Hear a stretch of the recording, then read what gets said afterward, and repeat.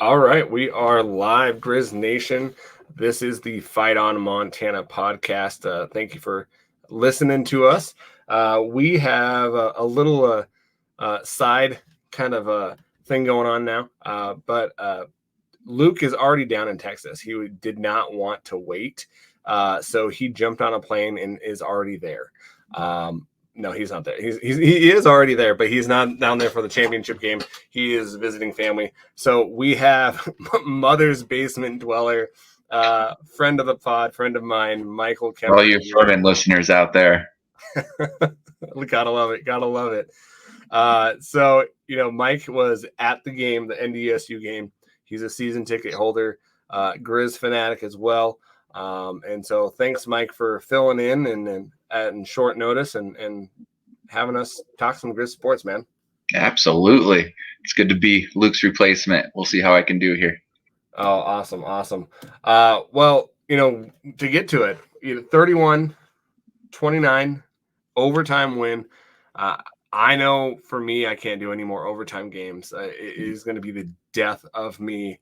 I don't think it was to the point of Furman. I was a little bit more nervous about Furman than I was North Dakota State because I was like, we can't lose to Furman. We just can't lose to Furman. But I don't know. What were your thoughts, Mike, on how anxious you were or weren't? Yeah, I was more anxious for Furman. I was a little more worried about Furman and probably just knowing that, North Dakota State, a Missouri Valley team, worthy opponent. I don't know. I was more excited for the North Dakota State game than I was for the Furman game. And I don't know if that's just not knowing Furman at all, being an East Coast team, SoCon team. But you're right. It's like, man, we've been talking trash on conferences other than the Big Sky, the Missouri Valley all year. And then here we are playing the SoCon, a team that was number 2 in the country for most of the year. So I don't know. I was more nervous about Furman, but I guess I really don't have a good reason as to why. But yeah, I was just more excited for the North Dakota State game. And, I kind of remember Bobby Houck in an interview a couple of years ago asking why he hopes North Dakota State keeps winning and advance to the bracket. He's like, because I want to play them. And they're fun to play. Like you look back at all the games that we've had at home with North Dakota State, and there's always been some drama or fireworks with it. So, so I was just excited for the game. Well, to be the best, you got to beat the best, and so that's something we have to attain back-to-back weeks. So we've got a big test here in the next couple of weeks against South Dakota State. Guys, we will not get into that one just yet. We'll do that on another episode as well. But with this one, we're just going to talk about NDSU, the game, what our thoughts were, and what we saw. But first, Mike, you were there, man. What was the atmosphere like? Was it cold? Was it colder than the neighbor game, or what was it like there?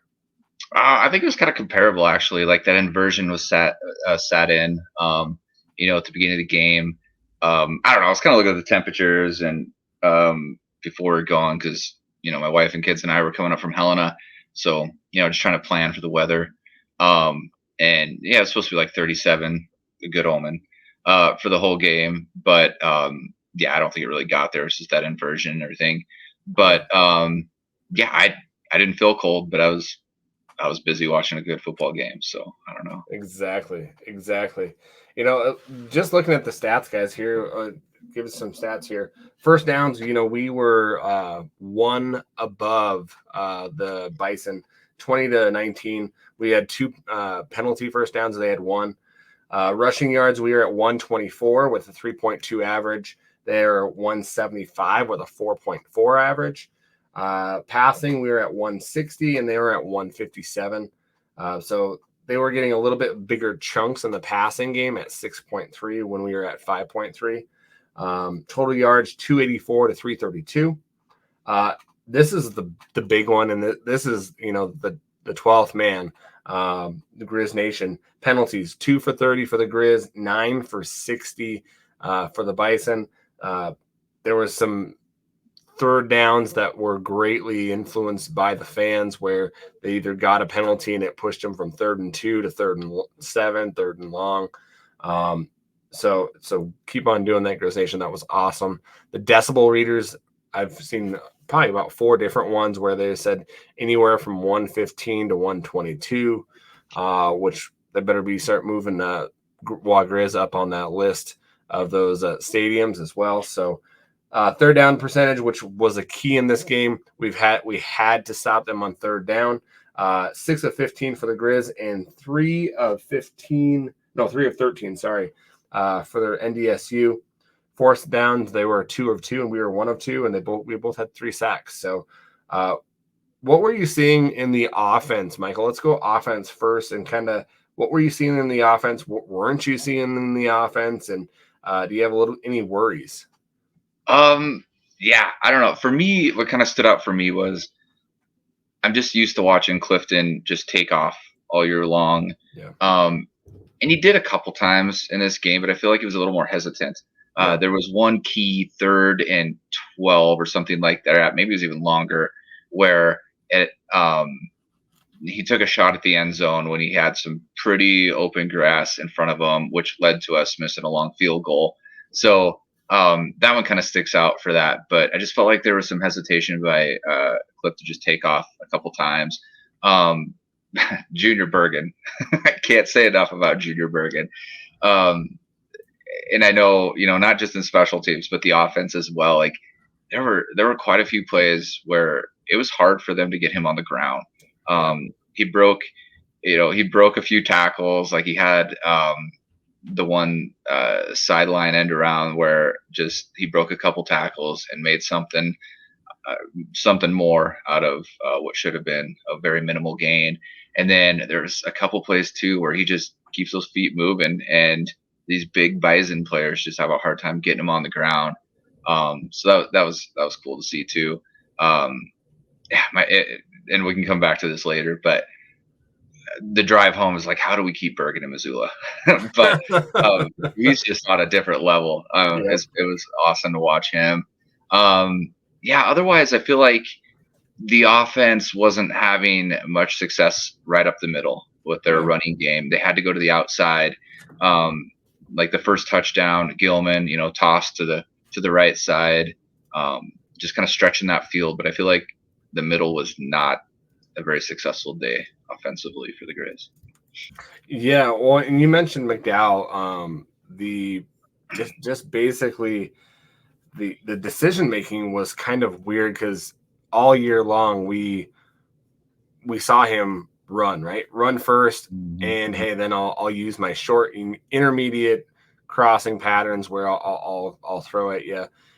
The neighbor game, they kind of threw a little bit more on the sidelines, but it to me it looked like he was pressing, trying to do too much in a big situation. His demeanor was, usually he's kind of laid back and kind of just like whatever. He was very just kind of tense. And so I'm just wondering if he was kind of pressing. He didn't play all that well against Furman. The coaching staff kind of was on him about that he played okay, but he didn't play up to what he could be. Was he taking that a little bit too personal, and was he trying to do too much? In this offense, we've got so many weapons. You don't have to do much. You just get it to your playmakers, right? And so it was alarming at just like how he wouldn't run. And it was like he was like, and I don't think the coaches did by any means. They wouldn't tell him not to run, because that opens up your run, and it opens up your pass as well by him running. Right.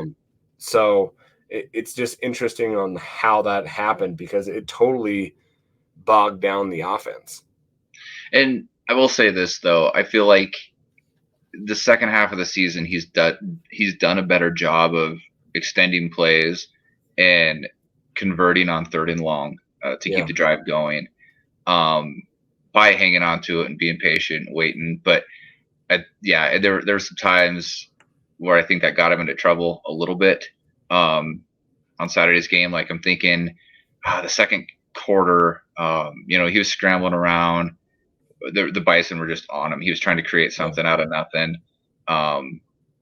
and I think it resulted in like a 46-yard field goal. Luckily, Glasgow made it, but it kind of got him into trouble there a little bit too. So, sometimes he just takes off, and he would, in those moments, yeah, you wouldn't extend the play on a fresh set of downs, but it's going to make it, a shorter field goal or something like that. But and other times, I'm waiting for him just to throw it away and make that decision where I feel like he's hanging on to it too long, like that play I was talking about in the second quarter that just made that field goal a little longer for Glasgow. Like there was no harm on that one. We made the field goal, but just some of those that kind of made me a little nervous. But I'm just a couch quarterback, so. So yeah, same here. So you mentioned Nico Ramos, right? He missed a field goal, he missed a PAT. That really hurt us. I think that just like the momentum too, and I think that we did that to North Dakota State that first drive where we held them to that 3-point field goal. It just felt like we were just right on the brink of breaking it open, but it was just like we couldn't get there. What are your thoughts? Do we go to Grant Glasgow? Because he did kick one and he made one. He kicked that 46-yarder I was talking about and nailed that one. I don't know, because, during the game after Glasgow kicked that, I'm like, why is he not kicking anymore? Why'd you put Ramos back in? And he missed that extra point. But at the same point, like, how often can you play musical kickers too without getting in their heads? I don't know. But obviously Bobby knows his people more than us, but I just don't know as a kicker how people would respond to that. You're out, now you're in, now you're out. You know what I mean? So, I don't know. It's kind of a mind game too. You don't want to damage the psyche that much. Yeah, but I don't know. It was cool to see, and I don't know, maybe Glasgow has a different range than Ramos, where, but yeah, even that one that I'm talking about.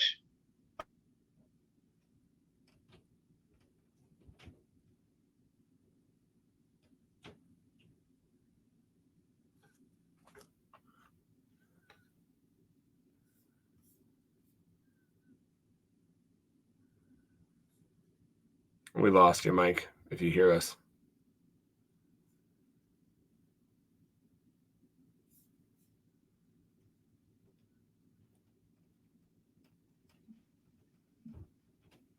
There you are. There you go. Okay. Sorry. No problem. Hell on the internet, man. But no, even how was I talking about the one that he missed, you said, or even the one? The one that he missed, like on that, and I'm not talking the extra point, but the field goal that I was referring to earlier. That one was kind of like, I wonder why Glasgow isn't just the guy for some of those. But tell you what, and I know I'm getting ahead of myself, but overtime, I was real nervous when he came in to kick that extra point. I was really nervous. I thought it might be deja vu for the Bison, and they win on another missed field goal in Montana, but luckily it's not the way it went. Yeah, exactly. So, one of the key plays I thought were in the game was the 4th and 1 pass to Schaefer. McDowell does I think it's like the Houdini move where he puts it down and he kind of acts like no one can see it, fakes like he gives it to the running back and then, throws it. I thought that was a gutsy play call at a time where we needed something. I think that Pease really dialed something up there. It was kind of cool. I don't know if anyone saw Coach Choate actually commented on it as well. Hey. And so he's like, oh, the little Houdini action. I have seen that before. And so it was kind of cool to see that he kind of followed a little bit, but it was a great play. I'm glad it worked. If it didn't work, it would have been horrible.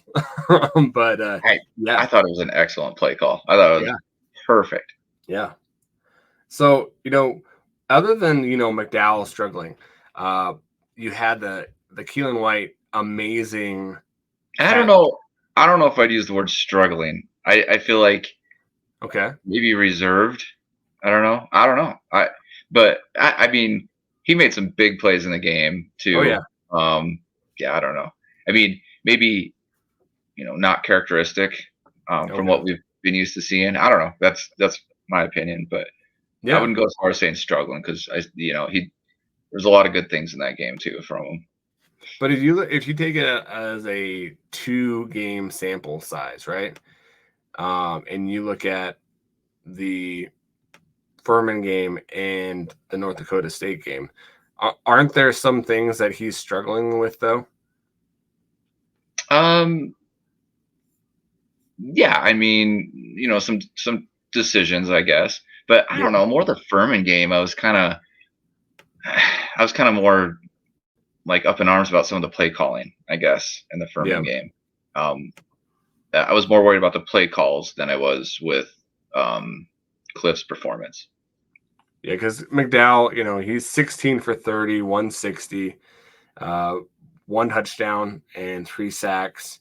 He did run 12 times for 50 yards. And so, yeah, his long was 17, but usually he's averaging, like the last game against Furman, he was like what 118, 117 on the ground. And so it does seem like, I don't know, it's so crazy how it can just flip, right? And like what happened that it just all of a sudden, was it just the defense that we played that now he's thinking too much about it? And then how do you get someone to not do that? Because you're going to be playing another great defense against South Dakota State here in a couple weeks, and you're going to have to use your feet to be able to win that game. Mm. They have got some great guys up front that you're not going to just be able to do what we did against North Dakota State and Furman, where the play calling was kind of back Conservative. Bobby ball again. So, Yeah, very conservative. um, yeah, so to be able to be in that game and win that game, we're going to have him on his top level, and that's going into South Dakota State. But we're going to need to play our best game, and I don't think we have. I think the neighbor game Yeah. was pretty darn close,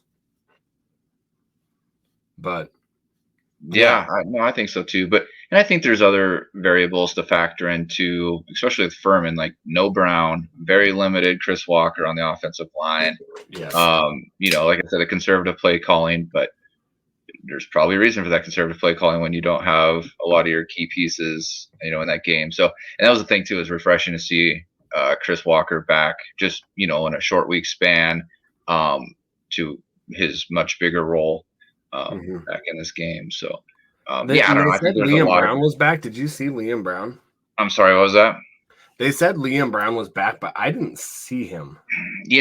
And I don't know why, but I was more focused on looking for Chris Walker. I didn't even Yeah, think to look, for yeah, Liam Brown in that. But no, I'll have to go back and rewatch it now that you say that and see. yeah, But yeah, I know it was refreshing to see him back. And like I said, I mean, you guys are going to talk about South Dakota State later, but I mean, it's cool that you get this opportunity to have 2.5 weeks to heal some wounds. I don't know how Chris Walker's feeling after coming back from an injury and having that big of a role, and like you said, yeah. the question mark behind Liam Brown and everything too. So it's kind of cool that we have a little bit more time to get healthy, I guess. Yeah, and it does say here on Go Griz that he was a part of the participation, that he was on the field. So we might have just missed him, but it does Yeah, say I he wasn't was really on looking. there. I don't know. Yeah, so we might have missed him as well. But um, you know, the Keelan White, and we were saying this too earlier, is that catch where he goes through the pass interference. Amazing catch. I didn't even see if he made top plays, but the North Dakota State one-handed catch was amazing too as well. Oh yeah, right out of the gate there. Yeah, Yeah, that was really, man. They had a quick start. North Dakota State had a really fast start. they did. Um, that made me really nervous, and I was like, man, it's gonna be a long day. But no, credit to our defense. They shored things up and Yep. were able to slow them down a little bit. Um, yeah, no, I heard there was one play on Sports Center, and I can't remember which one it was now. Okay. Um, yeah, I'll have to check that out. But Yeah. so, if you get on the offense, Eli, it didn't really seem like Eli. I think he was nursing. It just seemed like he was nursing some type of a back issue. It looked like that, right? He kept like Yeah, twisting and like trying pulling to at stretch it, it holding out. at it. Yeah. Yeah. I don't know. So I really think that these next 2 weeks, next 3 weeks to get healthy Mhm. is totally going to be really, really nice for us. I think that we're compared to last year, we're pretty healthy, but Yeah. you get to this time of year and everyone's feeling it. I can imagine. And But did you hear Bobby Houken's press conference at today's all press about? conference, No, I haven't listened to today's yet. I think it must have been the post game NDSU press conference.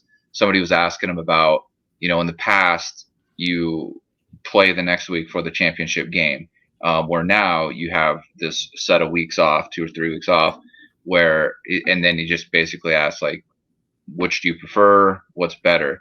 And Hauck was talking about how big of a disadvantage it was in the past when they went and played these East Coast teams, come back, hurry up, do some finals, then fly back out, for the championship game.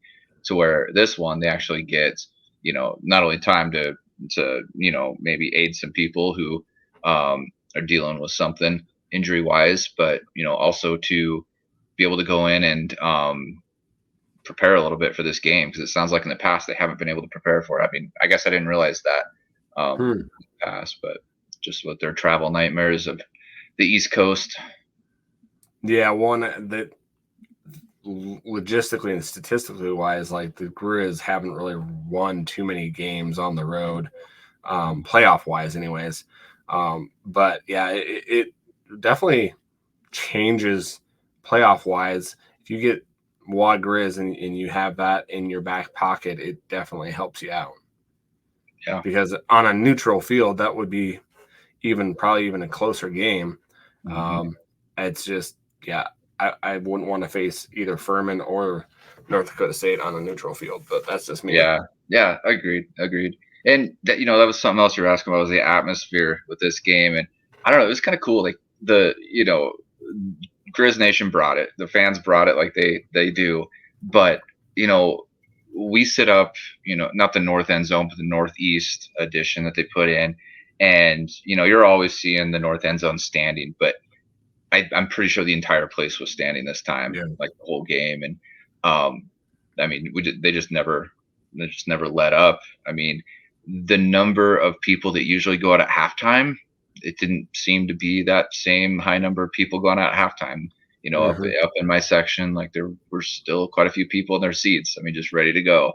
So I think I say we, but there were 6 false starts against North Dakota State.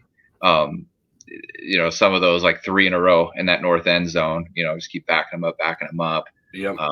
Yeah, I mean, the fans brought it this week. It was pretty fun.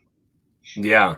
Well, and you said it too, just with the aspect of, um, getting people in. And you've seen lines and lines and lines. And, when the TV went on, it was full. And Yeah. so that was nice to see. And I'm sure people were trying to, hey, we're on ESPN. We've got to make sure that we are all full and making sure this is a good event. And But see, even like isn't the guys on the announcers said back when they got back in halftime, they're like, oh, it maybe seem a little spotty, but they're just coming back. You'll see. And so they did say something in that aspect to kind of mhm. let people know. But it how much that game, it'd be so interesting to kind of do like a deep dive, or someone do like ask these players like why or what game did you watch, right? Mhm. Because the day after the couple today, we're getting transfers, we're getting And see, yeah, recruits. that's what I was gonna say. Isn't that such an awesome recruiting tool? Oh yeah. Um, just to hear the atmosphere, on TV, or to see those recruits down, on the sidelines. Like, Hmm. there's not many FCS venues that compete with Griz. I mean, Yep. it's just, I don't know. It's a fun place to be. Like, why would you want to be anywhere else on Yep. a Saturday?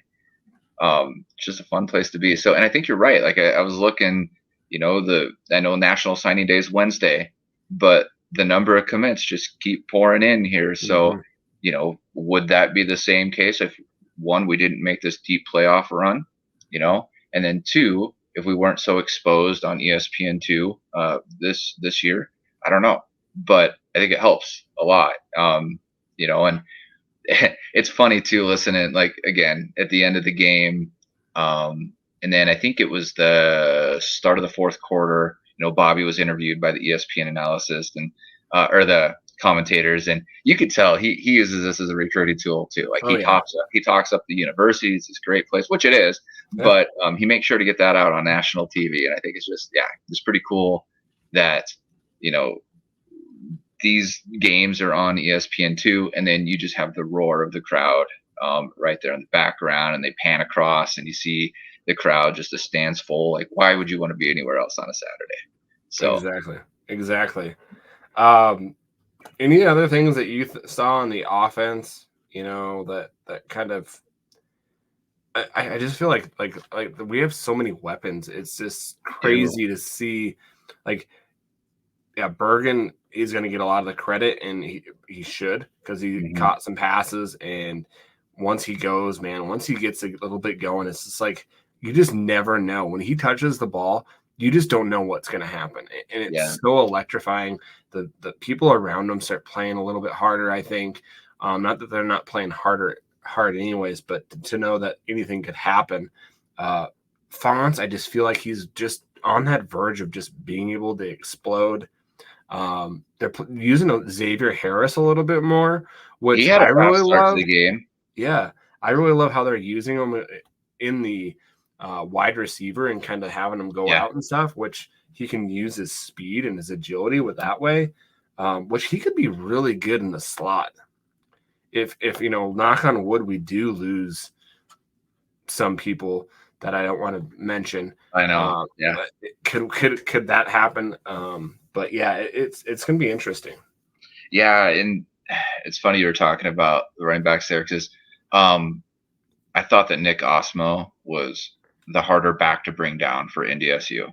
Yeah, And actually, Furman too, the little success that we had when it wasn't Clifton running. Man, Osmo's just a hard runner, yeah, downhill runner, and he's hard to bring down. And I think I thought he brought a lot of success to the running game of the offense. yeah. So He yeah, he was, brings a lot to that department, the running back department. yeah, Like, for he's sure. going to be a big loss this next year. So I know it. He is. But yeah, so yeah, go ahead. no, I was gonna say that's kind of all I had on offense at the top of my head here. Yeah. But yeah. So defense. What's one player that you watching the defense? You're just like, yeah, that's the guy that made our lives a little bit easier. Man, it's hard to pick one. Yeah. It is so nice to see Henry News back. Yeah. And Governor does Governor things, and he just creates so much attention where, they're double teaming him, and he's just creating just just a mess in the middle there. But Yeah. man, Braxton Hill was all over the field, and I just felt like he had some hits, and he was there, and his tackling. I mean, really, all their open field tackling is awesome to watch. But Yeah. I don't know, he just seemed to be everywhere, just flying to the ball. Um, so I don't know. I guess if I had to pick one, I'd probably go. Man, I don't know. I'm just gonna go Braxton Hill. I feel, but I just thought about Wilson just now, and I mean, they're they just play really well together. It's hard to say one name on that defense. It's a solid unit. Yeah. Um, it was, I don't know. It was kind of, I was a little worried though, and I felt like they didn't even really need to throw the football. Like were very successful, just running up the middle on first down. They get 8 yards, 11 yards. I mean, and they had so many like second and shorts and third and shorts that, I was getting a little nervous there, but um, you know, it was definitely that bend don't break defense that came out on Saturday. Yeah, definitely. Yeah, Governor, my goodness, Yeah. I'm gonna miss watching him play next year. Hmm. This is ability just to manhandle one guy and then just to manhandle two guys and just blow up things and just be a Does. monster in there, Yeah. and then just to do it for like he does it pretty much the whole game. He does. He's Like very he consistent. and people don't understand like oh he's not going to be able to do that against South Dakota State. Well, he's been doing it against the whole season. So Hmm. why wouldn't he be able to do it against South Dakota State? Yeah. Like they're going to have to double him. Riley Wilson, like seriously, Yeah. like he has come on. Even Levi Janicaro, which he doesn't get Hmm. the attention, he was all over the places too. But yeah, Braxton Hill was a missile. I Right. I really get think it. that It's that linebacker spot. yeah, It's set up great for him, but I don't know. He's fun to watch. Where yeah, I'm pretty sure NDSU remembers who Braxton Hill is, but after Saturday. But like I said, I don't know. It's hard to pick just one. yeah, I mean, you hear the team talk about doing your 111th all the time, and I yeah, mean, they do, and they do it well. yeah. Oh, and just one guy that doesn't get any of the credit, Trajan Cotton. Like he Hmm. does a lot for our offense, or not our offense, our defense, and doesn't get the credit. I think that he's been great this year as well. But you could go up and down the whole offense or defense. Goodness gracious, and kind of just pick out people, which it's kind of weird too because we've had some guys kind of keep on going in there, and so yeah, we're losing some guys, but we're also have some guys that have gotten some experience as well. Right. Um, Right. so kind of refreshing to see. Um, were you nervous that first half? We were not getting pressure, and their Right. offensive line was just they did really well. They did really well, and they kind of stood us up and kind of just Cam Miller had forever to Yeah. throw the ball. And that was kind of that fast start too. Like they were doing Yep. whatever they wanted to do. Yep. I'm really glad we figured out a way to get pressure because you look at a few of those. Like I'm holding my breath up in my seats as a couple of those long balls are going, and he Yeah. just overthrows them. But then you look at it like, well, he had some pressure. Like he had to rush that throw or he had to get rid of that pretty quick. To where like if he had more time, he's going to drop that ball in there, and it's game over. Yeah. So yeah, I'm glad we figured out a way to get pressure because they had some guys open downfield where they took shots, but he just couldn't have time to set his feet or whatever to deliver a good ball. The one hit that I remember is Braxton Hill just like hit him and he goes down on the ground and he's like in this like fetal position where he's just like, Hmm. oh man, it was a huge hit. Yeah, Yeah, I go ahead. no, that was kind of my reasoning for kind of throwing Braxton Hill out there. Like, yeah, he was putting on some hits and he was just a menace out there. He was Yeah. he was everywhere. So, in the second half, they did get some pressure on the Bison, like you said, and did get Cam Miller to kind of feel uncomfortable, which this year he was pretty effective. Yeah. Which last year he wasn't all that effective, which I think he's really grown as a QB that way. Uh, what were your thoughts going to the end of the game? Right, we were you freaking out that we were not pulling away and not able to get a first down to kind of like let the clock die? Yeah, but I didn't necessarily hate the play calling as much as I did in that Furman game with the conservative play calling where we just, 3 and out, give it back to him. Like I felt like it was I felt like there were more opportunity to pick up that first down.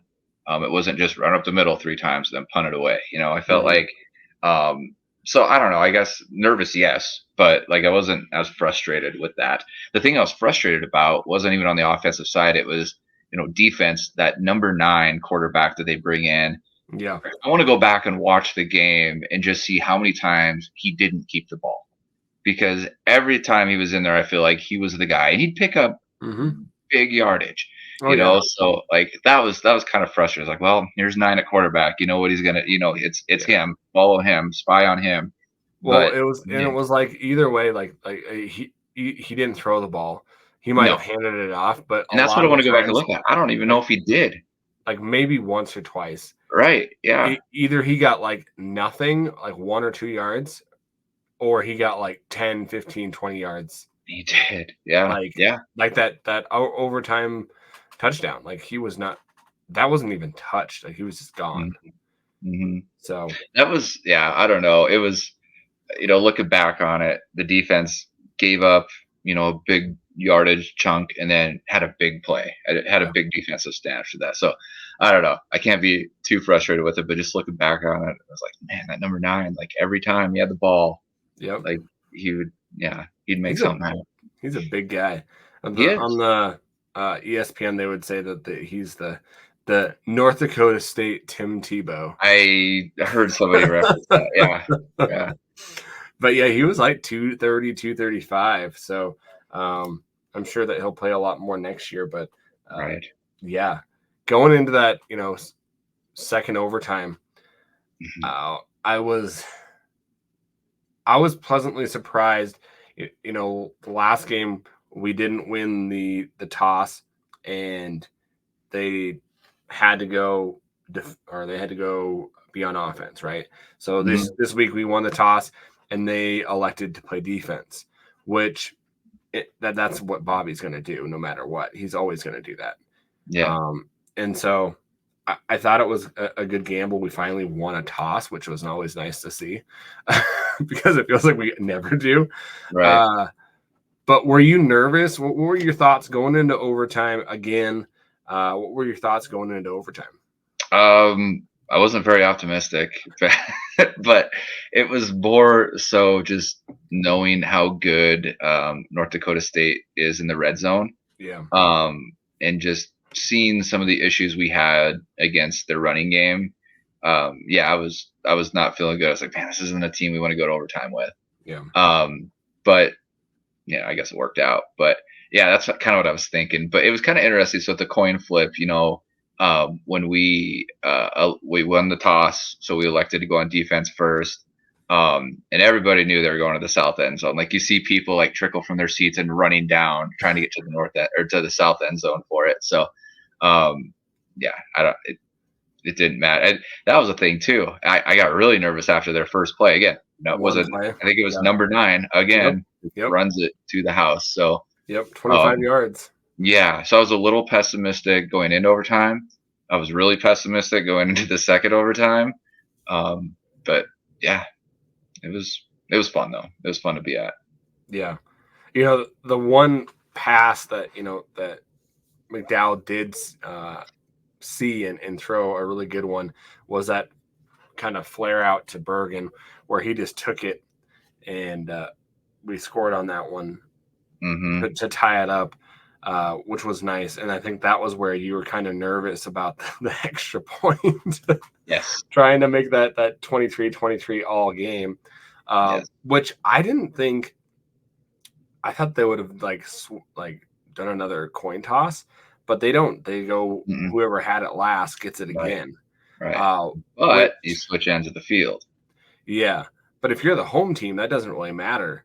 If you score second, you get the ball right back. You're feeling pretty good, You which are. you're feeling really good. And so then we get Eli Gilman, look like his old self. That 13-yard run, basically no one really touched him, Yeah. to get that 29. The pass, right? Have you ever seen someone get a face mask and turn their head around, but still go through it, have enough like awareness to throw it, which wasn't a bad pass, but it got deflected. And then Keelan White, I have no clue how he catches that ball in that battered mess of a lot of people in the Mhm. end zone. Amazing play. Well, yeah. How loud was it when that happened? Well, and that was another thing I was talking about too with Junior Bergen and his offensive play. And I, was it a great ball throw? I don't know because I don't know when you were watching it, I couldn't tell if he was like trying to throw it because Xavier Harris was also running to that east side. He was just in front of where White was. So I don't know which one he was trying to throw it to. But what was cool about that play is he talked about it in the press conference at the end of the game too, where he's like, I knew he grasped my face mask, so I knew I had a free play. So one, like you said, the wherewithal to stay on your feet, but then two, to have that quick mindset of like, okay, free play, let's at least give it a chance and throw it up there was pretty impressive. I know it was tipped, so I don't know which one he was trying to throw it to. It looked more online, kind of with Xavier Harris until it got tipped up. So just the football IQ there to in a split second while keeping on your feet. You got a free play and just throw it up and give your guy a chance was pretty awesome. As far as loudness goes, I felt like the loudest it was when Junior ran that punt return back again. Okay. It was loud. I mean, it was loud the whole game, but that's when I really just kind of like stopped. I just kind of stopped cheering and just kind of took it all in, and just listened to it just erupt. It was that's probably, if I had to guess, that's when I'd say it was the loudest. But it was also, I was also jumping up and down like a little schoolgirl after I was that 2-point conversion. So it very well could have been louder than I wasn't paying attention to it. It was a fun game. It was a stressful game. I think there was 50 some seconds left when North Dakota State came down and tied it up. And that was about the time my wife took my 4-year-old, was like, all right, we're going to walk back to the truck. This is too stressful. I'm not sticking around for this. So, it was stressful, but it was fun. I would say so to put this into perspective, like you and I went to the App State game in 2009. That was probably my favorite game up until this one. Okay. And this one was just for the fact of like, it's a more recent game. So maybe that's playing a little bit into my voting. This one is my favorite game I've been to. Yeah. But a double overtime game, you're playing, just kind of like App State at the time in 2009. You're playing the Bison, who, like you said, to be the best, you got to beat the best. And South Dakota State's that right now, but this is a program. Like they know what they're doing. They're a powerhouse too. And I don't know, just the magnitude of it. And then, just being there with both my kids and my wife to take it in, like that was a little extra special too. But it had a little bit of everything to it, so it was fun. Jealous. Yeah, it was good. It was best $35 I've ever spent. But that's what's insane, is it was $35. I know, like that right there. Yeah. Suck it. Good. TicketVisor or whatever it's called. Whatever, StubHub. Yeah. I know. But that was amazing. The Junior Bergen punt return, I think I've watched that so many times after that. Just the fact that he almost stops, like literally almost stops in the middle of like punt returning it and then goes. It's amazing, just the lateral speed of that guy, and just the blocks. Sawyer taking 2 guys out. He's been on fire doing that too. Because didn't he have a big block in the Furman game too? Yeah. So Sawyer Racanelli. That's a guy that next year you got to keep your eye on too, just because usually those guys that are playing well on the special teams are the guys that you're going to see next year out on the field. So definitely keep your eye out on him. But what were your thoughts? You've had some time to think about it and maybe even go back and look at it.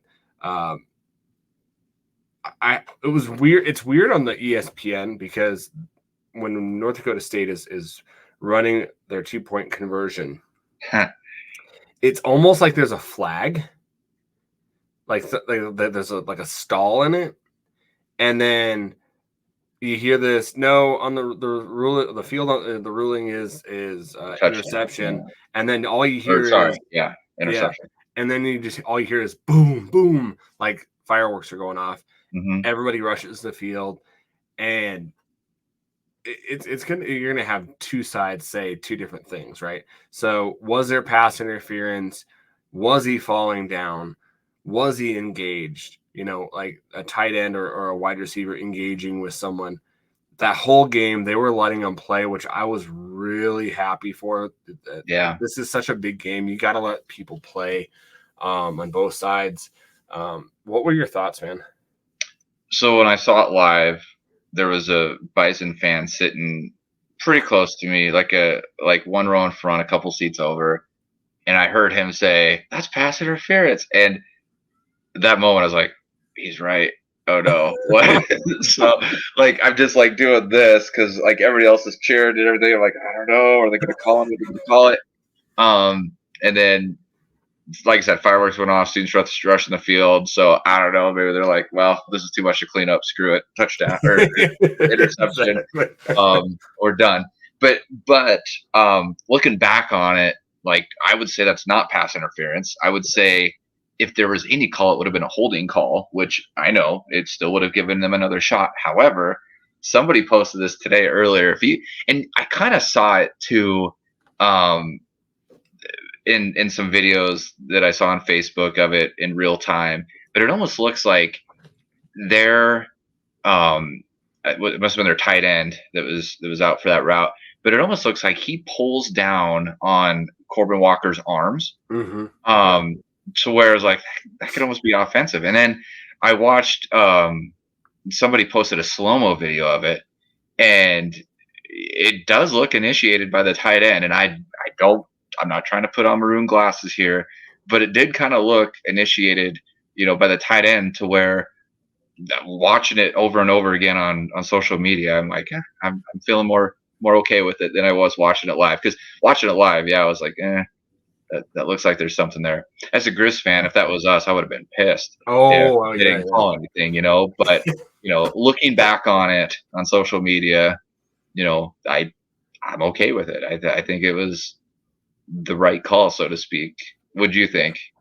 Well, at first I thought I'm like, oh crap, because like the even the announcers were like, well, oh, he intercepted it. It's a call. This interception, and it was like very like stalled out, like they're waiting for a flag, Yeah, and then it was like, oh no, yeah, and it was just like, what just happened? Like I had to like look right. around and like, Yeah. is it over? Like seriously, I had to pinch myself. But it did like the first glance that you're not like looking at it like shot by shot, it did look like pass interference. And I'm like, oh man, we got away with one. I did the same kind of thing you did, Mike, that I looked at some of the slow-mos. It did look like he was initiating it. And then Who's he, the tight end or the the tight end, yeah. Walker? Okay. Yeah. And then Walker kind of like brushed him off. And then he went right to the spot where it was going to be. Mhm. And I've heard that the Hawk, they knew what play where they were going to run because they had ran it. I think it was like a year before or something like that. So he knew what they were going to run. And so it was something that was bang, bang. And I think that you look at the whole game and they weren't really calling it unless it was egregious and it was really hurting the other side or them catching the ball.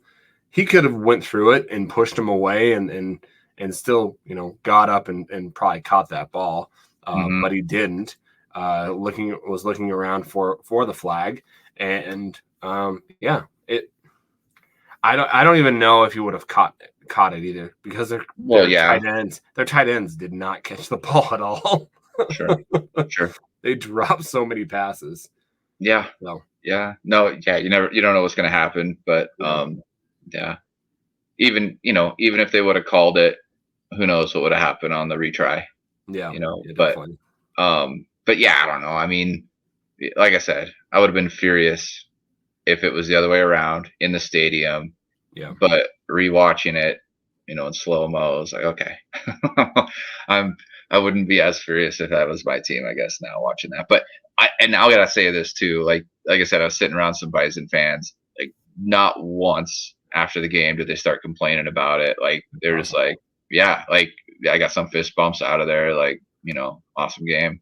Yeah. But, so they're fun. Like, we we were we took the kids to the Griz walk and everything. So, and usually, my wife's parents tailgate, but they were in Minnesota, but so they weren't there. But so we just had some extra time before we went into the game and just walking around and yeah, I don't know. I was kind of impressed with the Bison fans. Like they were pretty cool people. Yeah. A lot of them out there, and like I said, not one of them complained about any calls in the game or anything like that.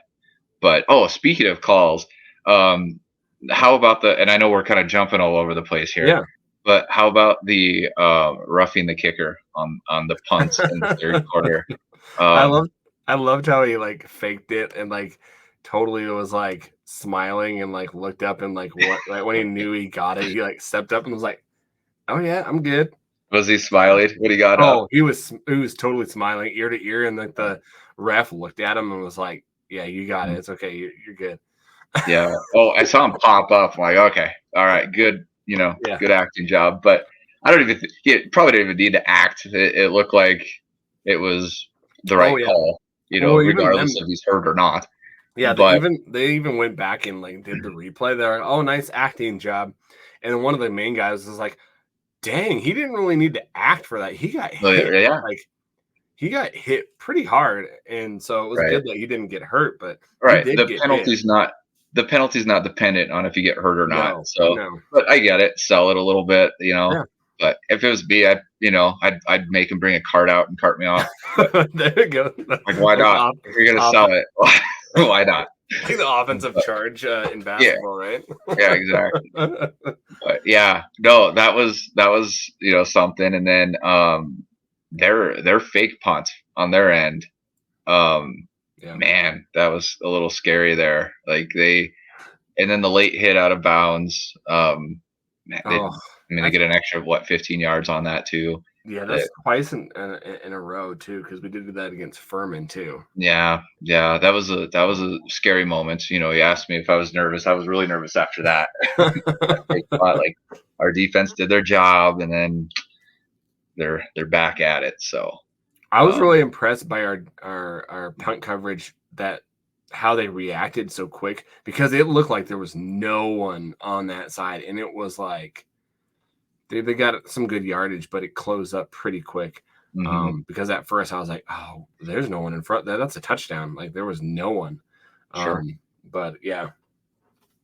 And Uh, I gotta say too, when you're talking about the punting and stuff, um, whether it be mainly kickoff, I think it was kickoffs now, not punts, but every time we kicked off and it went into the end zone or their guy called a fair catch, like the crowd just went nuts booing them, like yeah. just daring them to bring it out. And I just love that, playing mind games with them a little bit. Yeah. And like I said, I didn't make the Furman game uh last week, but the announcers mentioned that they're like, man, this guy, this crowd's relentless. They even boo you when you fair catch it, or Yeah. like I'd love that. I'm not a big fan of like booing the team when they come out, just because I think that kind of you look at bulletin board material, or whatever. I think that kind of fires them up a little bit. Like, all right, I love Yeah. this. This is a great environment. But when you're booing him when he fair catches it, or just takes the touchback, I love it.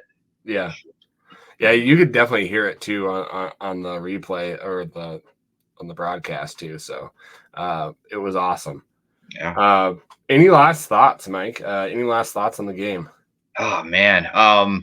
I don't know. It was just a fun game, and like it was kind of cool. Like I said, going on social media the day after on Victory Sunday and just kind of looking at a lot of the posts and everything. Like there were some cool shots with players with the fireworks in the background. Mm-hmm.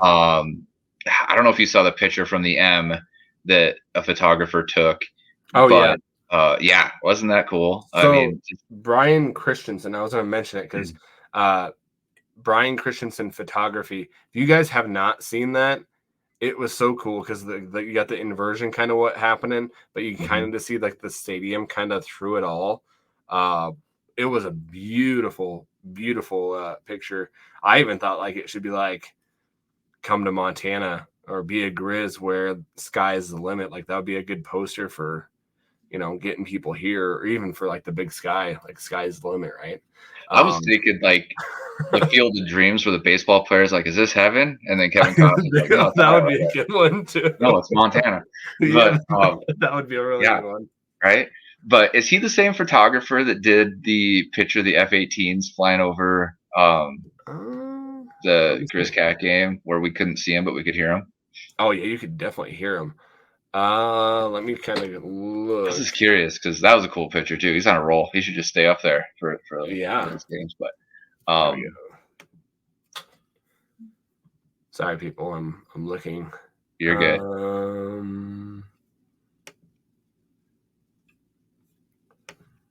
Gosh, that's such a good photo. Might take me a little bit. No worries. And then the other one, I don't know if you saw the video. It had to have been after the interception on that 2-point conversion, but I mean, it was right next to the cannon where Corbin Walker, and I don't know who the other player was, if it was Jackson or who it was, but comes over and they five right simultaneously as the Oh cannon goes yes, off. That was yes. cool. I've watched that like 15 times, which is so fun to watch. But So one of the new recruits that's going to be signing on the 20th, yeah, Brooks Davis, use that in his like just like coming out of like, hey, I'm committing to Montana. And that was amazing. Just like how they slap hands, and right when they slap hands, it yeah, it goes off. Which I'm so glad that guy didn't get hurt. Like the guy that was like in front of it. Did you see the guy in front of it? no. Oh I yeah, missed there was a that. guy like not like directly in front of it, but like to the side of it that was like, whoa, what the heck? Oh, Um, so yeah, it was something that probably they weren't like ready for, that it just kind of happened. That maybe somebody was a little trigger happy. well, at the Um, half, I was laughing. I think there was a I don't know what he is, if he's just a manager or what, but he's there. The halves of the kickers and the punters come back out, and they're kicking and punting. He's catching balls in the end zone or in the back of the end zone for NDSU, and they do the 5-minute warning with the cannon, and it was a loud one on yeah. Saturday. I mean, they definitely wanted people back in their seats, but it was a loud one. But he went back to catch a ball, and he's kind of standing like not too close to it, but like in a line of projection of where that stuff's going. But yeah, I think he took it a little personal because they shot it and he just like stares down the cannon like he's kind of forgotten about his job back there shanking balls. And, and he's just back there and he kind of looks a little angry at the boom crew there, the ROTC back there for that. So I don't think he knew, why they did that. I think he thought they did it on purpose just to scare him. But Yeah, yeah, he took that a little personal. He was back there. It was pretty funny, but that was my halftime entertainment. man. Um, yeah, but So I anyway, can't really find the one that you're talking about. I can find the recent one, hmm which his online site is brianchristiansenphotography.com. You can get that print, and you can get it on canvas, and have a couple different sizes. yeah, And they range from like 50 to 150, which some of the stuff he has on here is really cool. Some the- beautiful photography, like just like outside stuff of the University of Montana. And um, yeah, it's really cool. So yeah, definitely go check his stuff out. Really cool stuff there. I can't find the print, but also I wanted to kind of mention, guys. We were going to talk about this anyways. Like, Mike, we talked about NLI, right? We had a side NIL. conversation of like NIL, yeah, finish, uh, of how this is just affecting everything, right? And there are some things that we're trying to get our platform, Good Old Grizzlies, off and going. So if you guys have not checked out goodoldgrizzlies.com, definitely do that. You can sign up for free, and then you can choose to, basically um, do a donation. excuse me, and then also do a monthly gift too. And so you can go anywhere. There's different plans. They start at like $11 a month, and they go all the way up to $250 a month. And so those are the individual plans, but then they've got the business membership as well, which they have the gold, platinum, and diamond. And so they're trying to get stuff going on that. I think it, and Mike and I have had conversations where this is just where it's going. If we want to keep our talent and not be the minor league system of these huge mega $1 million football programs where they're shelling out anywhere from, and this is a real number, 250 to $750,000, like $750,000 for FCS players. You're gonna have to do something. Because who in their right mind, a 18, 19, 20-year-old kid would pass up $250,000 or $750,000? Like, yeah, I could love Missoula, but man, that's going to set me up after football pretty well. And you hear some of the rumors of some of these players getting offered that, and it goes back to like, on the drive home, it's like, how do we keep Junior Bergen or, Eli Gilman? It's like, man, I mean, the offers that they probably are getting, I can't even imagine. But I don't know. Hopefully, supposed to be getting right. Yeah, what's that? Well, they're all these big schools. They can't make contact with them, so they. Well, I was gonna say illegally. They hire these third party like to do the like intermediary like stuff, which is crazy. How long do you think that continues before the NCAA steps in? Like, okay, we gotta throw some more regulations in on this because it's getting out of hand. Well, there's already some regulations where the president has kind of said that he's proposed kind of different divisions where, and it's just, I think, still in the kind of infant stages where there would be like a program where they, like the big up and ups, half of their program would be getting like $50,000 a year. And then they'd be able to get their own other endorsements elsewhere, but that would be from the school. I think you've got to wait till a lot of these other private kind of, because there's some court cases going on right now too that are going to play an effect with this as well, with this. And so I think that the NCAA is scrambling a little bit to kind of get ahead of it because they know that they're going to have to do something. This has gone long enough where they've made billions and billions of dollars and they haven't given any of it to the people that made them the billions. And in some cases, like you look at football, right? You like look at the college football, like the schools got paid. And some of the players got some things and whatnot, but not even money. But you look at how it is just not equal, right? You look at the men's NCAA tournament and the women's NCAA tournament, like just the differences. And then you look at like college volleyball versus college wrestling. It's not the same, which I don't know if you can, right?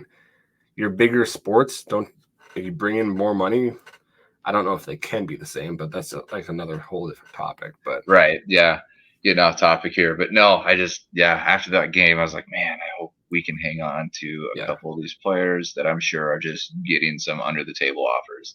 No, I guess you're asking about anything else on the game, but just kind of a final thought on it was, at the end of the game, they took those goalposts down right away. It's a good thing they did because those fans were jumping over the edge to get out on that field, and it was just flooding with people. But my oldest daughter and I, we stayed for the whole game, unlike my wife and 4-year-old.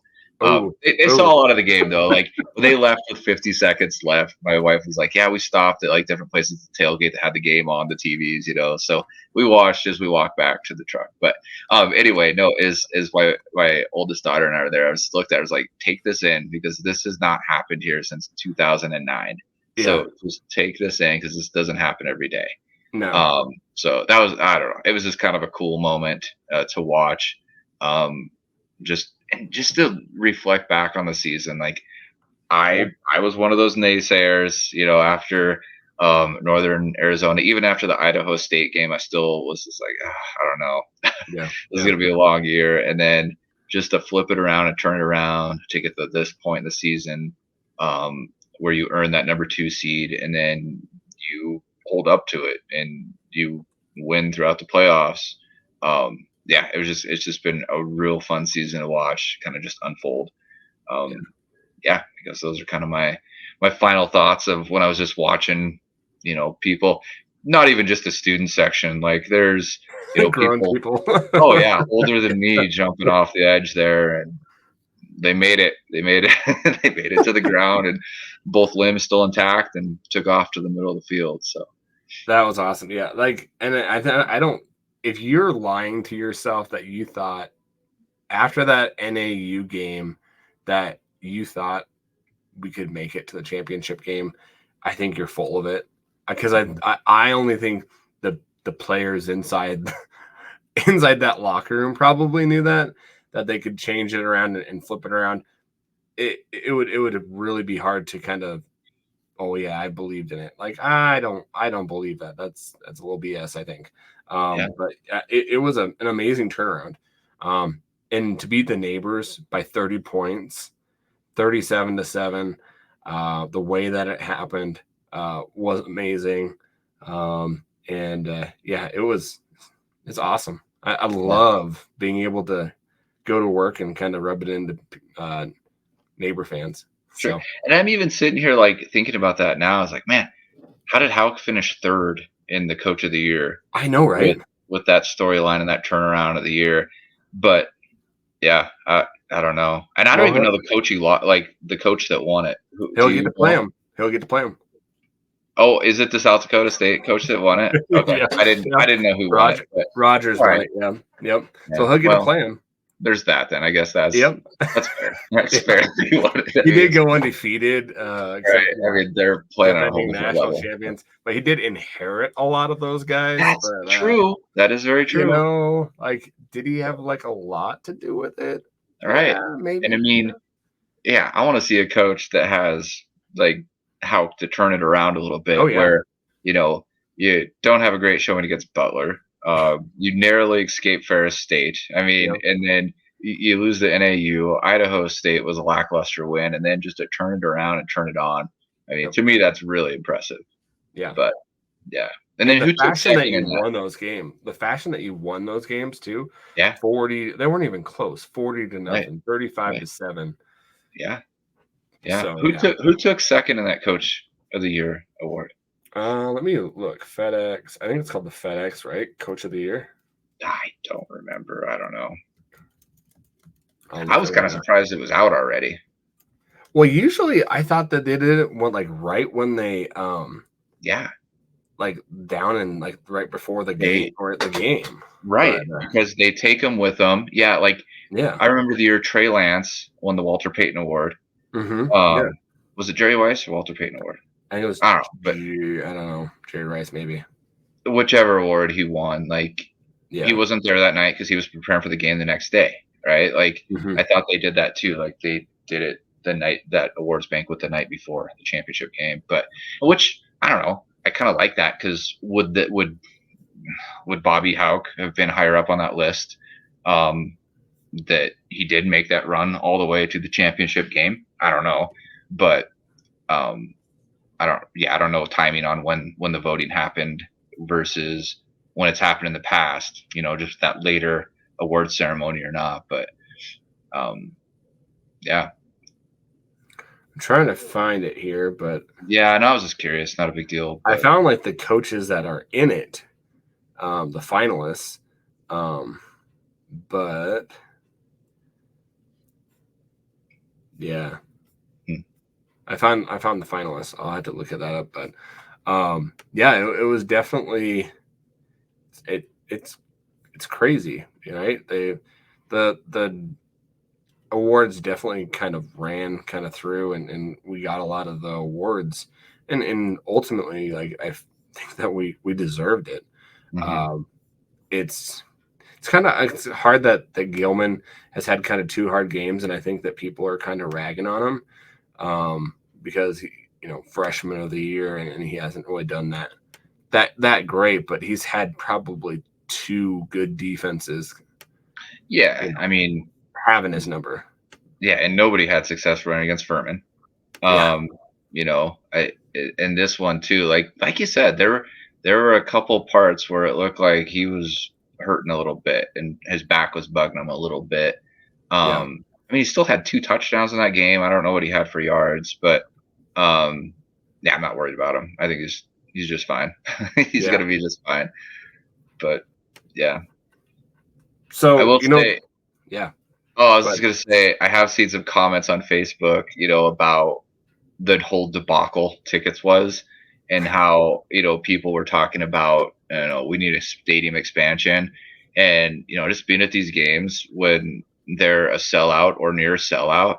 If they if they expand anything, they need just some maybe wider aisles to walk in and more bathrooms and more concessions, because man, does it get tight in there. Like, Yeah.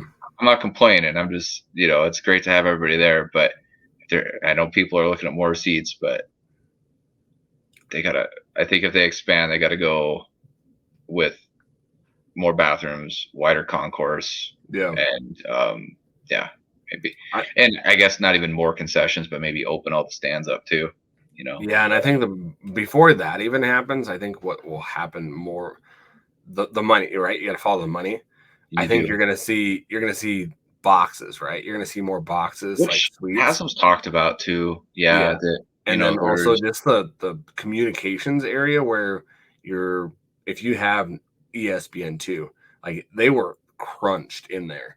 They were, which is not great mm-hmm. to have your coaches in there and stuff as well. So it's pretty. And that's, people are like, no, don't go tailgate at halftime. You got to stay in the stadium. Well, if you do, you're going to have just as many people not back in their seats because they're busy waiting in lines. Like, I've got it down to a T a little bit. Like, I tell my kids, like, all right, we're going to the bathroom now before the game starts, because we're not leaving once the game starts. Like, concessions, fine. We'll get whatever we want before the game. But after the game starts, we're not going back to the concessions again. Mm-hmm. But yeah, I don't know. It's just a little something I saw on Facebook too about stadium expansion. But yeah, it's hard to move around in there once you're in there. So, well, and this is nuts, right? So you look at 19,000 season ticket holders, right? And you're one of them, right, Mike? So Toyota Field is barely over 20,000. Yeah. So I was on a podcast, the FCS Fans Nation podcast last night.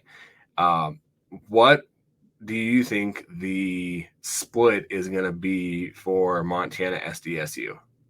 Oh, I think there's going to be far more SDSU fans there. You really think? Do you think so?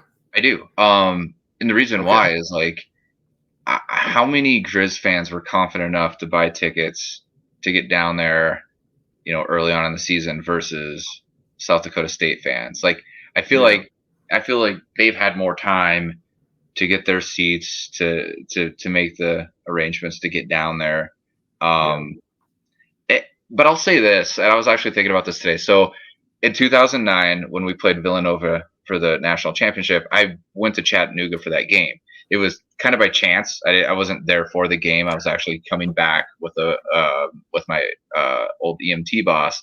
We had to pick up an ambulance down in Orlando, and we're driving back. And before we flew out of Billings to fly down to Orlando, I was like, hey, the championship game is through Chattanooga for going through there. And I was kind of being serious, and he kind of thought I was joking. He just kind of laughed it off. I was like, no, I'm kind of being serious. But but anyway, and I don't know. I mean, he was more stressed about getting an ambulance. I mean, he had work to do. I was just there along for the ride.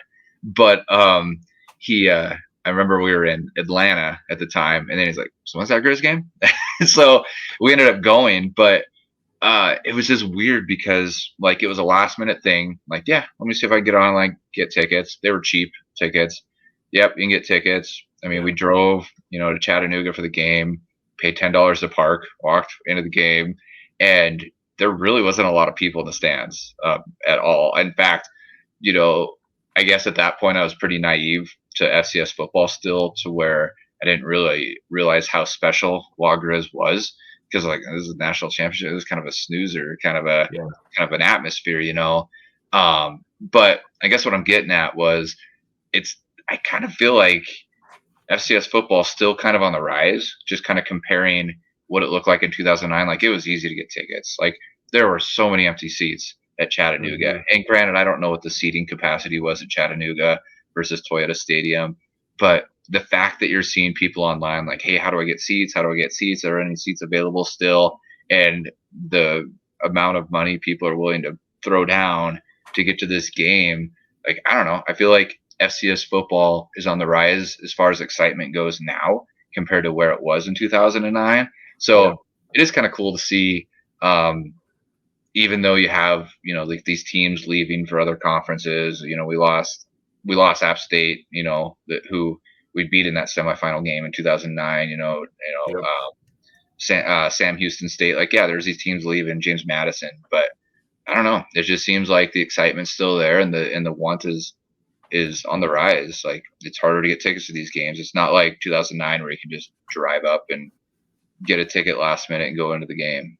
So Yeah. And I just think that the fan base, like the Grizz fan base, Grizz Nation, like you haven't been there since 2009. absolutely, You're yeah, gonna have a pretty big contingent of Grizz fans, no matter when it is. hmm And it's gonna be interesting if it's 45, 50, or 55, 45, or whatever. But I think it's gonna be pretty close to 50-50. But I'm hoping that it would be 55-45 for Grizz Nation. But yeah. um, I mean, that I would would be love to awesome. see it. I Yeah. don't know. I don't know. Just looking at people, and the reason I say that is like I said, looking around at the people looking for tickets right now, it seems like there's a pretty high demand for a low amount of tickets, Yeah. and I just feel like South Dakota State kind of has a lot of those tickets already secured up, and there's not a lot out there for Grizz fans to get their hands on. I don't know. Yeah. It'll be interesting to see. Yeah, it will. Yeah, for sure. I had another thought. I lost it, but it's all right. No problem. So on that note, FCS Fanzation, our network that we're a part of, is doing something pretty cool, guys. And it kind of fell in my lap, in our lap. They are doing a charity fundraiser for the podcast. They are going to try to get us to the national championship game. And so they are doing a fundraiser for us to get us there. And whatever we raise after, our expenses and whatnot, they're going to donate to a charity. And the charity is the food group here in Wyoming. And so they did this in 2021, and they raised over $20,000. So if we don't make that, they want to make that $2,500 like level. After that, if it happens, it happens. If it doesn't, no matter what the money is, it doesn't go to me. It's going to charity. So if we don't make that hit that mark, it's going to go. All of it's going to charity. If we do make that mark, whatever is after that, it's going to go to charity as well. So thought it was kind of cool that they were willing to do that. I was not expecting it at all. So definitely, if you guys can, that would be great. So some good charity cause. But yeah, I thought that was kind of cool. So Yeah, I'm gonna be so jealous if you get to go. uh, Um, yeah, just like when you were in 2009, yeah, I was like jealous too. So I stay back. You guys should do a live podcast if you're down there, because see, and that's what we want to do. Luke's going, right? Oh yeah, Luke was like on it, and like he had it before I was even like, yeah, I'll try to figure out. But no, he already, the alumni association. If you're an alumni, you can get tickets where they're trying to sell tickets right now, and so there's different packages that you can get. And so if you're an alumni and trying to find it, definitely go to the alumni association. They can get you tickets per different packages and whatever you want. So, but yeah, it's kind of cool. So Nice. Yeah. yeah. I did think of the other thing I was going to ask you too. Yes. So with the season that we had, how big of an increase in season tickets do you see next year? Oh, see, and that's a good question. Like, I don't know. There's so many things that kind of play a part in that, right? So how do we Well, finish, right? the other question too with that is, yeah, I mean, you're right, how we finish, but I don't even know what the cutoff is before they say we have no more season tickets. You know what I mean? Yeah. Like Yeah. back in the day, like there was always this waiting period to even get on for season tickets. Hmm. So I'm curious what the cutoff is, but anyway, yeah, I mean, yeah. So like you're saying, depends how we finish. It depends on how we finish, who leaves, right? Who leaves and who stays. Yeah. And that's coaching and that's players. Did you? Um, Okay, I got another question for you after yeah, that. Now that you brought that up, but go yeah. ahead. So I think that it kind of depends on what happens, right? So if we lose by a lot, which I don't think we're going to lose by a lot. I think we had to play our best game to beat that Jackrabbit team because they're legit. Yeah, And so yeah, I think you'll see an uprise. I think you'll see an uptick in tickets, which that's just nuts. 19,000 plus season ticket holders is definitely going to help the yeah. athletic department. Hmm. And I Uh, wonder, go like ahead. if I have my athletic director hat on, Mm-hmm. like it's one of those things. Like, where do you make that cutoff for how many season tickets you'll host? Because on one hand, if it's unlimited, you're making great money, Mm-hmm. right? Like you're buying all those tickets. But on the other hand, limiting those non-season ticket holders in, that you're growing Grizz Nation, so to speak, getting people to games. I don't know. Like, yeah, I wonder where they cut that off, and that, I mean, I'm sure there's a benefit to cutting it off and growing Grizz Nation, getting Yeah. people in to that stadium who's not usually there. Um, but yeah, I mean, it's like guaranteed money with the Well, and that's season that's ticket. that's a yeah, that's a hard problem to have, right? Like I don't think you Mhm. cut it off. You try to get as much as you can, and then after the fact, then you say, okay, this is how much we have. I as a athletic director, I don't think you should cut it off. Like, especially if you're Montana or the neighbors, like you can't. Like that's how you get your money for athletics. But Is obviously, they did in the past if they had like a wait list for season tickets. see, and I don't remember they had a wait list for season I tickets, or was feel that like, just and maybe I'm making this up, but I feel like, yeah, that there was like a wait list to get on for that's an season interesting. tickets. But We'll have to get um, Ken Haslam on here and answer those questions. yeah, I mean, yeah, maybe somebody out there knows, Yeah, but yeah, no, it was just a thought too. But no, since you brought it up about yeah. who leaves, and you brought up coaches, that was another thing I saw a lot of buzz about on Facebook was people maybe overreacting is the right word to Bobby Houck's interview, I guess, after the game on ESPN. It kind of About hit me in the face. Like, not honestly, like you hear the words and you're like, did he just say what he's just said? So there's a big debate out there. Did he say it it was a privilege or it is a privilege or something? Like, did he use is or was? Did he use present tense or past tense? Yeah. Because there's a debate out there of how he used that. And I don't know, maybe we're wasting people's time now and it's reading too much into it. But I was kind of surprised at how big of a discussion it sparked on social media after that too. Yeah. So what were your I think, thoughts on? well, I think this whole year that's been kind of something that people have been talking about, right?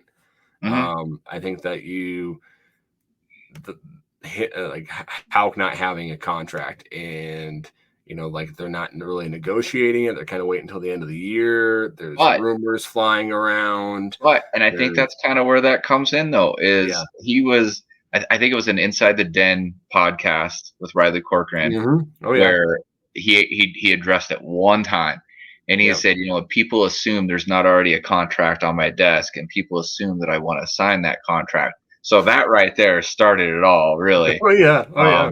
And then so you have that, you read into that, Hmm. um, and then I don't know. There's a few times where not the post game interview, but where he gets on the radio with Riley Corcoran and Greg Sundberg up in the booth. There's a few times where Riley, he did this early in the season, and I guess I haven't listened to all of them at the end, but he kind of stopped. But Riley would always ask him, like, did you stop to smell the roses? I'm like, well, what does that mean? Like, so what do you know? Well, he's even said that too, where he's like, I just stopped at the 50-yard line and kind of drank it all in. Right. And then you're like, why? Like, is that like just him in his older age, you know, kind of, hey, I've got the records, I've got whatever, and I'm gonna kind of love it, and kind of drink it all in? Or is it, hey, I've got an offer from a Power 5 or G5, and I'm really thinking about maybe even trying to test the waters, you know? And it's so hard because you look at what's coming back and you just it would be hard to leave. So. I don't. And it's one of those things too. It's like, I don't know. Maybe we're just all reading in too much to this. But I didn't think about it until people started posting about it on Facebook. You know, you know, and to your point, right? You're right. Where I feel like he has more emphasis on having fun this go around. So maybe that's all it is just making sure he's having fun. And you know, and if you said it was a privilege to coach, you know, or you know, however you use that past tense or whatever that people were worried about, maybe it means nothing. Like I'm not even aware of half the things that come out of my mouth sometimes, right? So it could be absolutely nothing that he just, you know, was jacked up from just winning a really big game to go to the national championship. You know, he's focused on, you know, promoting the University of Montana on ESPN2 right now. You know, it could have been nothing, but you know, he got quite the reaction on social media for that comment. So I don't know. It's going to be interesting to see, you know, because like this national championship game, if he wins, like, well, might win on top, right? Go out on top, right? So I don't know. It's going to be interesting. It's going to be an interesting months to 2 months. Please, this is Bobby Houck. We won't know till August. I mean, no, if he's gone, you're gonna know. No, for sure, February, for sure. You'll know way before then. So, but the only thing is that's another aspect of it. Like the recruiting is going well, and so it's gonna be interesting.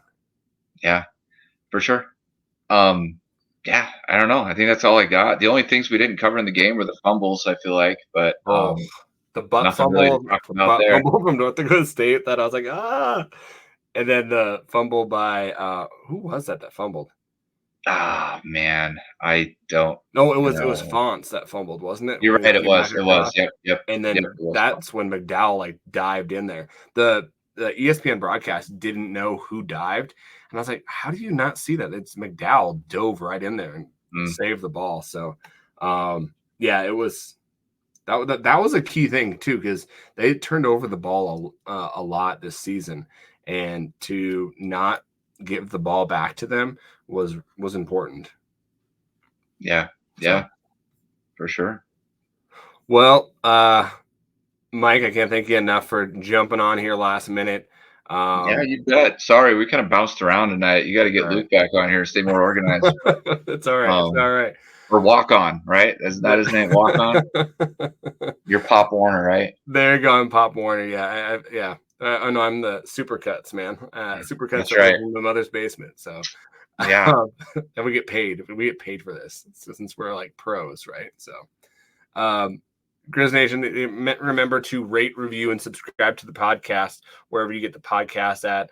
That definitely helps us out, getting us forefront of those algorithms and the podcasts on Apples and stuff. So also make sure to rate, review, and subscribe for FCS Fans Nation Network. You can find us there on YouTube as well. You can find at Montana, Fight on Montana on Instagram and also Twitter, and find us on Facebook and whatever you want to get a hold of us, because we like to get talking with you guys on there as well. So until next time, we'll be on before the national championship game. Hopefully we'll have a live show from Frisco. That would be Yeah, pretty I'm gonna sweet. be so mad at you. That would be pretty sweet. Just saying, make our dreams come true there if you can. And then, yeah, it's like always, go Griz, right? Right on.